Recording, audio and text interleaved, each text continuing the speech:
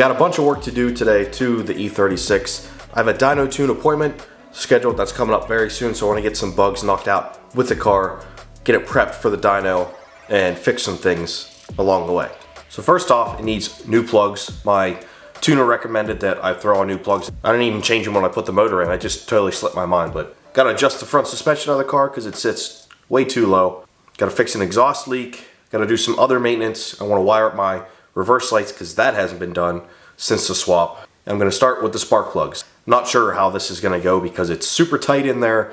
There's not a lot of space to work. That's what she said. Especially on the driver's side by the steering shaft. This might take a while. Also, got a new shirt for you E36 guys. This is the E36 rear end on the back, simple logo on the front. BoostedApexDesigns.com. Check out the other merch. Pretty simple stuff, but moving on. Actually, I gotta change because I just got this and I don't want to get it all nasty and oily and dirty. Let's get to work.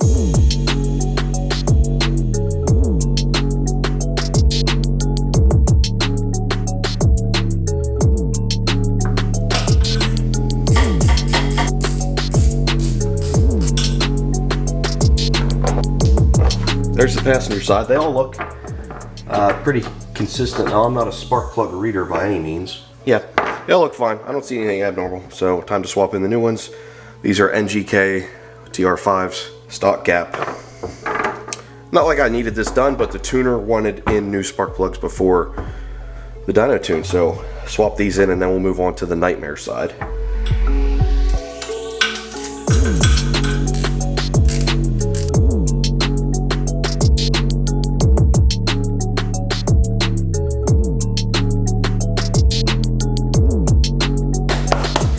One side done.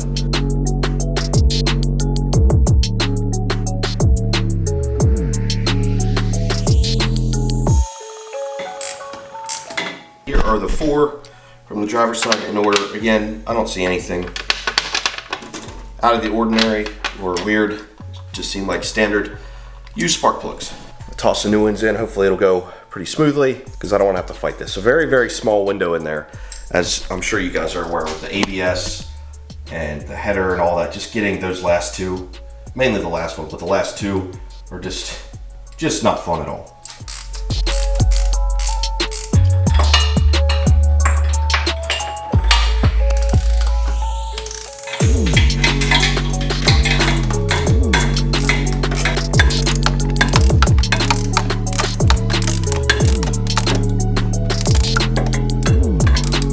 Spark plugs are all done, thank goodness.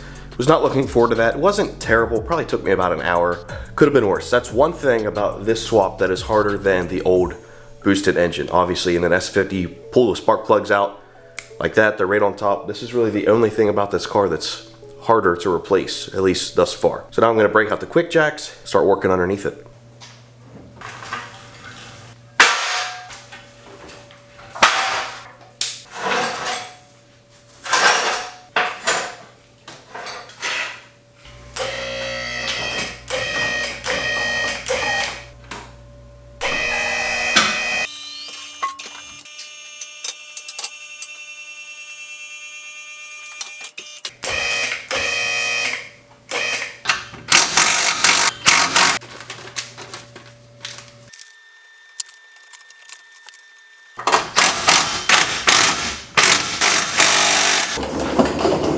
Got the new gasket in the exhaust. Hopefully that fixes it. We're gonna find out now. And also make sure I don't have any misfires or anything like that. So I'm gonna start it up and make sure that's all good.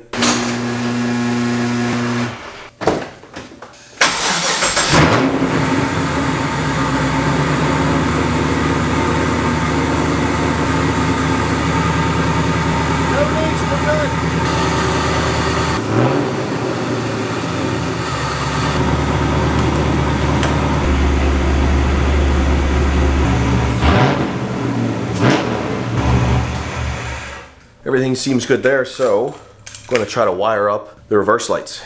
So to get to the reverse sensor in the T56, I'm going to have to drop the exhaust, at least partially. I can just touch the wires, but I don't have enough room to get in there, strip the wires, and add this. I'm going to add another connector, that way I can still split it if need be. More work than I thought. Yeah, that's what I'm working with there. Right up in there.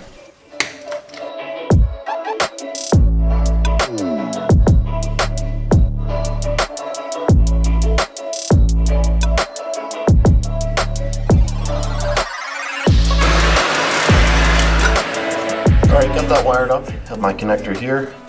I can disconnect it at any point. I just have to run some wires and put some wire in one here.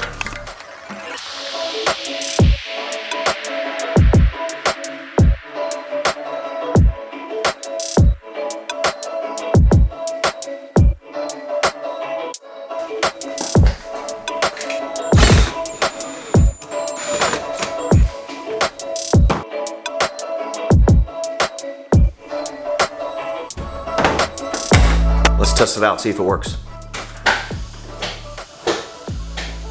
It should be reverse. Woohoo, yeah boy. Working reverse lights. Finally. That was kind of a pain doing all that work. Definitely need to get some LED bulbs in there too for a little more brightness. Now that that's done, on to the next task.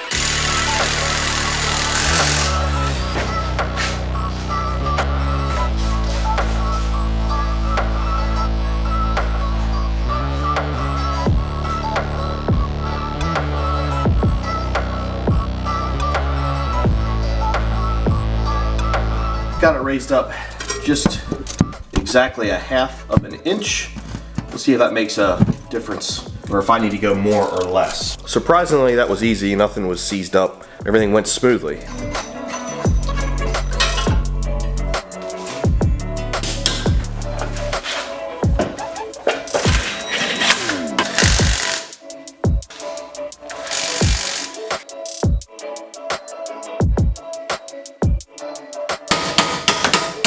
There we go. Just needed a little love from the chisel.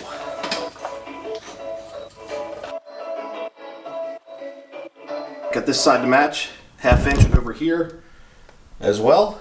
Finish this up, put it back together, lower it, and see if it's the right height or close to it.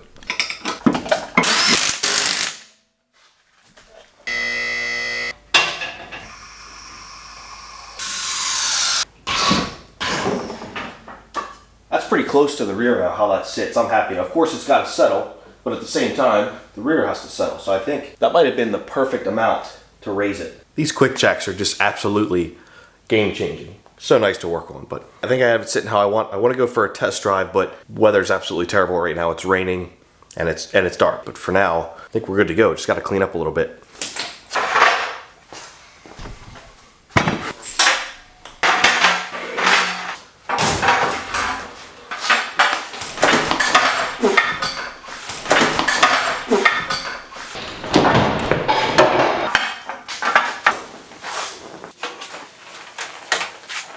Well, everything went smoothly. Got the spark plugs in without issue. Took me like an hour. Wasn't terrible. So I know for next time it can be done and it's not going to be the worst thing in the world. Reverse lights are finally hooked up. LED bulbs came in. Simple swap. They look way, way nicer. Really? Literally this entire box for this package.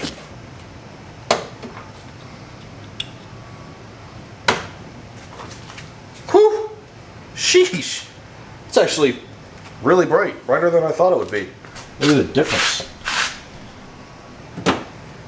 Dude, those are freaking bright. Super impressed with those guys. Definitely check those out if you want reverse bulbs for your E36. No more exhaust leak at all. I'm just happy to have that all knocked off the checklist. We're ready for dyno day. So that's coming up. That'll be the next video on the E36 is the dyno. I'm really curious how much power it makes. If you guys have any guesses, let me know in the comments. I'm hopeful for like 430 wheel horsepower. It's an LS1, but it has almost every basic, bolt-on mod you can do. So I'm hoping with the E85 it'll make good power. But let me know. I'm curious what you guys think. But thank you for watching. Thanks for the support, and see you in the next video with some dyno numbers.